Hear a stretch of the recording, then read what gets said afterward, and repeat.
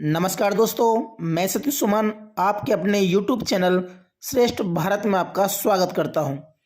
तो दोस्तों, आज हम बात करेंगे लखनऊ की ऐतिहासिक इमारत और 1857 के गदर की गवाह बनी इमारत के बारे में, जिसे शाह नजफ इमामबाड़ा के नाम से जाना जाता है।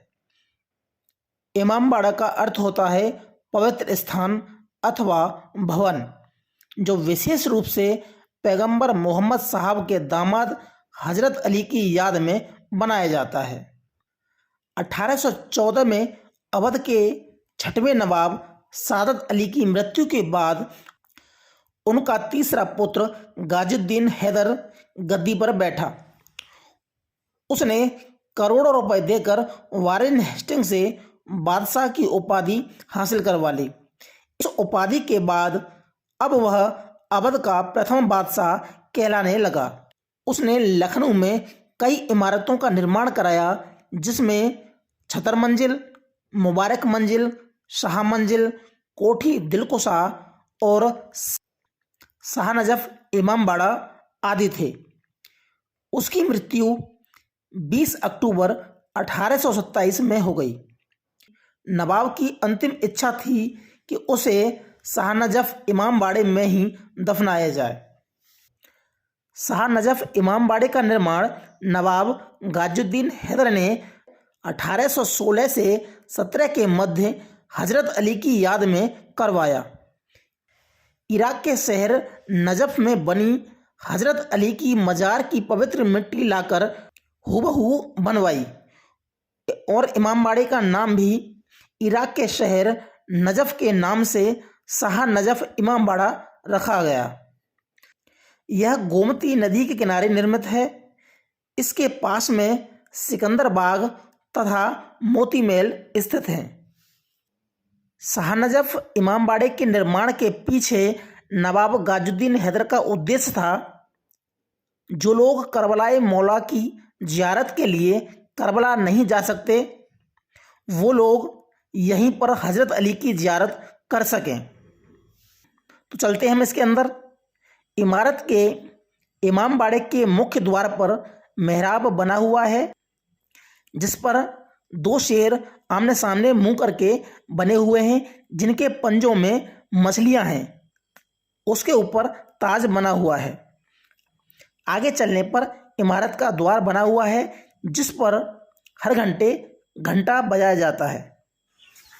इसको पार करने पर हमें इमामबाड़े का गुंबद दिखाई पड़ता है, जिसके प्रवेश द्वार पर 8 सीढ़ियां बनी हुई हैं। यह इमामबाड़ा लाखोरी ईंट तथा बादामी चूने से बनाया गया है। इन तीनों दरवाजों को पार करने पर हॉल में प्रवेश करते हैं।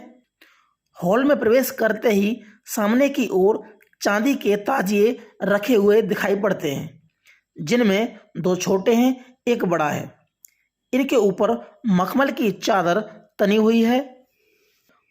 इस मुख्य हॉल में फर्श में काले और सफ़ेद संगमरमर लगे हुए हैं और ऐसा लगता है जैसे शतरंज की बिसात सजी हो। गुंबद के बीचों बीच में नवाब गाजुद्दीन हैदर की कब्र बनी हुई है। इसके दाहिनी ओर बनी कब्र नवाब की बेगम मुबारक महल की कब्र है। मुबारक महल मूल रूप से ईसाई थी, जिससे मुलाकात वारेन हेस्टिंग्स के यहाँ हो जाती है। उसके बाद उसे मुबारक महल की उपाधि से नवाजा जाता है। बाईं ओर बनी कब्र नवाब की दूसरी बेगम सरफराज महल की है, जो कि सुन्नी मुसलमान थी। यह मलियाबाद की रहने वाली थी और इसका नाम था हुसैनी खानम। इसी के पास में तीसरी कब्र बनी हुई है, जो कि नवाब की तीसरी बेगम मुमताज महल की है। सभी कब्रों पर ताजिए रखे गए हैं और दीवार पर नवाब गाजुद्दीन हैदर की फोटो टंगी हुई है। यह पूरा हॉल झाड़ फानूसों से सजा है और यह झाड़ फानूस आसफी इमामबाड़े से लाए गए थे। आसफी इमामबाड़ा, जिसे हम बड़ा इमामबाड़ा के नाम से भी जानते हैं। 1857 के गदर के दौरान सिकंदर बाग और शाह नजफ इमामबाड़े के बीच अंग्रेजों और क्रांतिकारियों के मध्य भयंकर युद्ध हुआ था। इस इमामबाड़े में क्रांतिकारी छुपे हुए थे, जिसको अंग्रेजों ने चारों तरफ से घेर लिया, लेकिन कोई भी क्रांतिकारी यहाँ से पकड़ा नहीं जा सका। अंग्रेजों को मारने के लिए क्रांतिकारियों ने इस इमामबाड़े में बारूदी सुरंग लगा दी, जिसकी सूचना अंग्रेजों को मिल गई और बारूदों को हटवा लिया गया। जैसे ही बारूदी सुरंग हटी और उसके कुछ समय बाद ही वहाँ पर तोप का गोला गिरा, और अगर बारूद के हटने में कुछ देर हो जाती तो वहाँ अंग्रेजों के लाशों के ढेर लग जाते।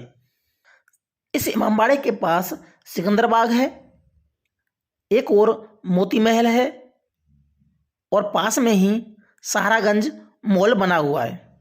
तो दोस्तों आज के लिए सिर्फ इतना ही। मिलते हैं हम अगली वीडियो में, तब तक के लिए नमस्कार।